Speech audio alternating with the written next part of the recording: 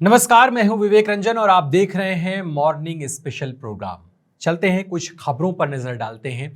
सवेरे सवेरे ये खबर आई है कि महिपालपुर के पास, दिल्ली के महिपालपुर के पास एक धमाके की आवाज सुनी गई है। 9:18 के आसपास फायर ब्रिगेड को ये सूचना मिली। हालांकि अभी कोई पुष्टि नहीं हो रही है कि यह धमाका किस तरीके का है। महिपालपुर के रेडिसन होटल के पास ये खबर बताई जा रही है कि वहां पर धमाके की आवाज सुनी गई है और कई मीडिया चैनल्स पर यह खबर ब्रेक की गई है। लेकिन अभी अभी खबर इसमें भी ये मिली है कि पुलिस अभी इसको खारिज कर रही है कि ये किसी प्रकार का आपत्तिजनक या फिर इस तरीके का कोई हमला नहीं है और अभी अपडेट्स आना इस पर बाकी है। तो और खबरों की तरफ हम चलते हैं, नजर डालते हैं।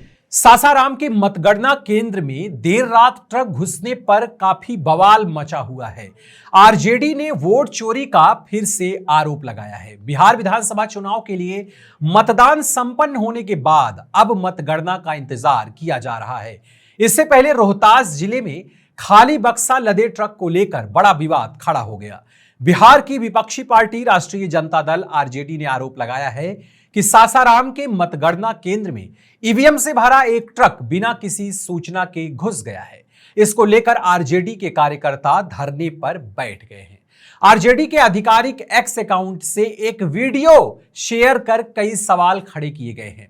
पूछा गया है कि कथित तौर पर ईवीएम से भरा हुआ ट्रक सासाराम यानी जो रोहतास जिले में पड़ता है के मतगणना केंद्र बिना किसी पूर्व सूचना और पारदर्शिता के जिला प्रशासन द्वारा क्यों घुसाया गया। ट्रक चालकों को सामने लाए बिना क्यों भगा दिया गया। 2 बजे से यहां सीसीटीवी कैमरे का फीड क्यों बंद रहा। इसी के साथ आरजेडी ने मांग की है कि पूरा फुटेज जारी किया जाए और ट्रक के अंदर क्या है यह प्रशासन को बताया जाए। इसको लेकर आरजेडी ने बिहार चुनाव आयुक्त और चुनाव आयोग को टैग कर स्पष्टीकरण मांगा है। साथ ही चेतावनी दी है कि अगर सही बात सामने नहीं आती तो कथित वोट चोरी को रोकने के लिए हजारों लोग मतदान केंद्र पर पहुंच जाएंगे। मामला बताते हैं क्या है को लिए। दरअसल रोहतास में बिहार विधानसभा चुनाव के ईवीएम के स्ट्रांग रूम के बाहर हंगामा खड़ा हो गया। यहां टीन का खाली बक्सा लदा ट्रक के स्ट्रांग रूम परिसर में पहुंचा, जिसको देखकर लोगों ने बवाल शुरू कर दिया। आरजेडी सहित कई प्रत्याशियों के समर्थकों ने वहां विरोध किया। डीएम और एसपी मौके पर पहुंच गए। नगर थाना क्षेत्र के बाजार समिति परिसर को ईवीएम का वज्रगृह बनाया गया है। मामले की गंभीरता को देखते हुए रोहतास के डीएम और एसपी भी मौके पर पहुंचे। राजद के कई प्रत्याशियों ने स्ट्रांग रूम के अंदर सीसीटीवी खराब होने की शिकायत की और बाहर धरने पर बैठ गए। धरना पर बैठने वालों में दिनारा के राजद प्रत्याशी राजेश यादव, सासाराम के प्रत्याशी सतेंद्र शाह और नोखा प्रत्याशी अनीता चौधरी शामिल थे। रोहतास एसपी रोशन कुमार ने बल इस बात को स्वीकार किया कि परिसर में खाली बक्सा लदा हुआ ट्रक पहुंचा था। वहीं जिला निर्वाचन पदाधिकारी सह डीएम ने इस मामले में चिनारी विधानसभा के निर्वाची पदाधिकारी एसडीएम रोहतास ललित रंजन से स्पष्टीकरण मांगा है। कल आरजेडी ने अपने एक्स ट्विटर हैंडल पर अन्य जगहों पर भी सीसीटीवी बंद होने के मामलों को शेयर किया और चुनाव आयोग तथा प्रशासन से जवाब मांगा। आरजेडी ने कल अपने एक्स ट्विटर हैंडल पर यह लिखा कि मुजफ्फरपुर स्ट्रांग रूम का कैमरा बंद, सभी जिलों से ऐसी ही खबरें लगातार आ रही हैं।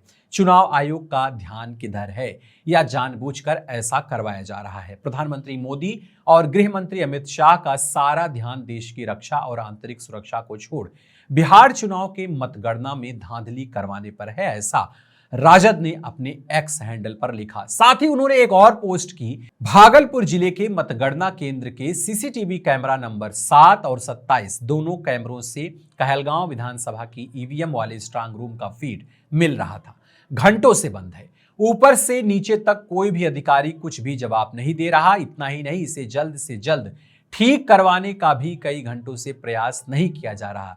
यह क्या अंधेर मचा रखा है। तो राजद ने यह बड़ा आरोप लगाया है चुनाव आयोग और चुनाव अधिकारियों को लेकर के कि सासाराम में जिस तरीके से खाली टीन भरे ट्रक वहां पर घुसे हैं, उसको लेकर बवाल मचा हुआ है। अब उन्होंने प्रशासन और चुनाव आयोग से इसका स्पष्टीकरण मांगा है और यह भी कहा है कि अगर स्पष्टीकरण नहीं मिला तो हजारों लोग वहां पर जाकर के स्ट्रांग रूम के बाहर जाकर आंदोलन कर सकते हैं। दूसरी खबर, दिल्ली धमाके में एक और बड़ा खुलासा हुआ है। दिल्ली में सोमवार शाम एक भीषण धमाके से दहल उठी लाल किला मेट्रो स्टेशन के पास एक i20 कार में विस्फोट हुआ था। धमाके में करीब आधिकारिक तौर पर जो आंकड़ा है उसमें 12 लोगों की मौत हो गई थी और 20 से ज्यादा घायल हैं। राष्ट्रीय जांच एजेंसी NIA दिल्ली में लाल किले के पास हुए विस्फोट की जांच कर रही है।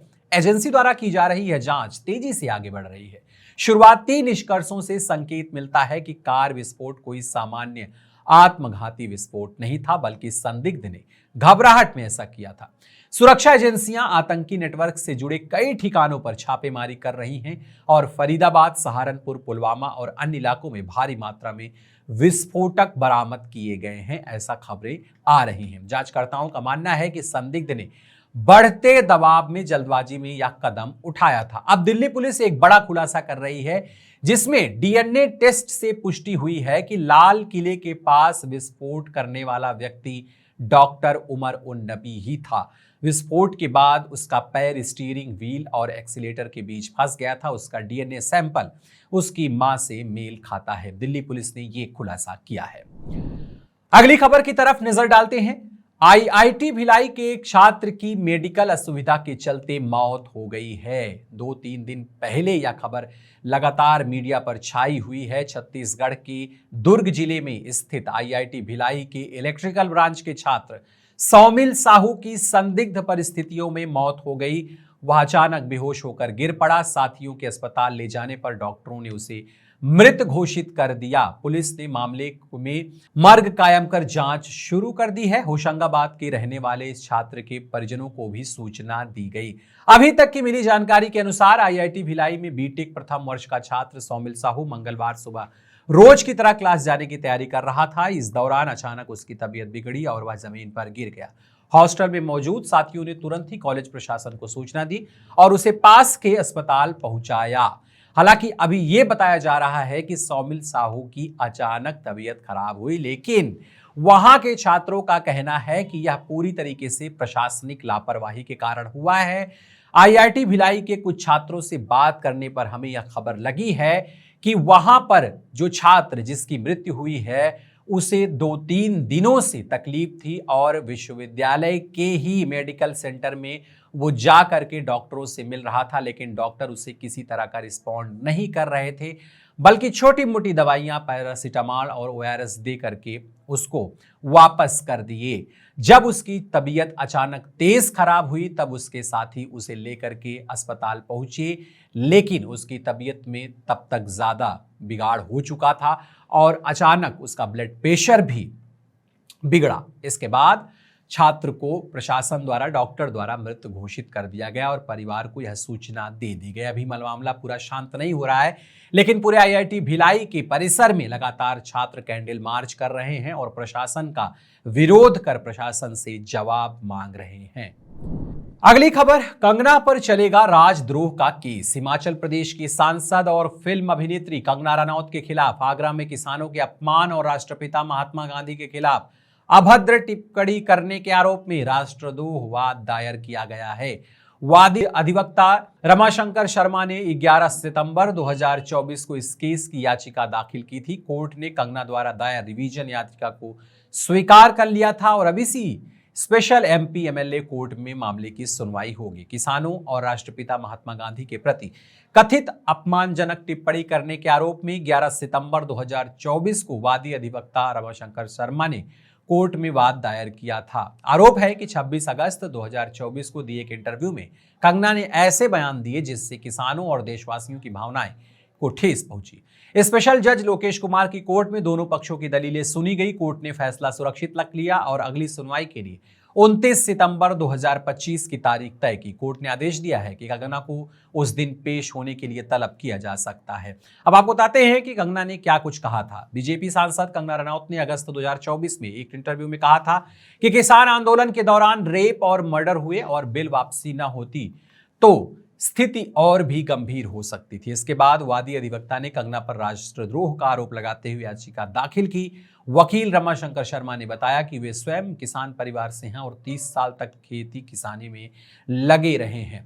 उन्होंने कहा, कंगना ने हमारी और लाखों किसानों की भावनाओं को आहत किया है। उनके बयान से राष्ट्रपिता महात्मा गांधी का भी अपमान हुआ है। कंगना ने 7 नवंबर 2021 को एक बयान में कहा था कि आजादी तब मिली जब 2014 में नरेंद्र मोदी की सरकार सत्ता में आई। वादी का कहना है कि इससे महात्मा गांधी, सरदार भगत सिंह और अन्य स्वतंत्रता सेनानियों के बलिदान की अवहेलना हुई है। किसान आंदोलन के वक्त बीजेपी सांसद और एक्ट्रेस कंगना रनौत ने कई विवादित बयान दिए थे। अपने इन बयानों के कारण कंगना मीडिया ही नहीं बल्कि सोशल मीडिया तक की सुर्खियों में छाई रही थी। रिपोर्ट्स के मुताबिक कंगना ने आंदोलनकारी किसानों की तुलना खालिस्तानी आतंकियों तक कर दी थी। कंगना ने लिखा था, खालिस्तानी आतंकवादी आज सरकार पर दबाव बना रहे हैं, लेकिन हमें एक महिला प्रधानमंत्री इंदिरा गांधी को नहीं भूलना चाहिए। इंदिरा गांधी ने इन्हें अपनी जूती के नीचे कुचल दिया था। ऐसा कंगना रनौत ने ट्वीट किया था। अब इस ट्वीट के बाद अब फिर से मामला तूल पकड़ चुका है। जो याचिका दायर की थी उस पर कोर्ट सुनवाई करने वाली है और ये मामला पूरी तरीके से राष्ट्रद्रोह के रूप में दायर किया गया था। तो ये कुछ थी आज की खास खबरें। दिन भर हमारे साथ बने रहिए, और भी बहुत कुछ है आपके लिए खास। देखते रहिए द क्रेडिबल न्यूज़।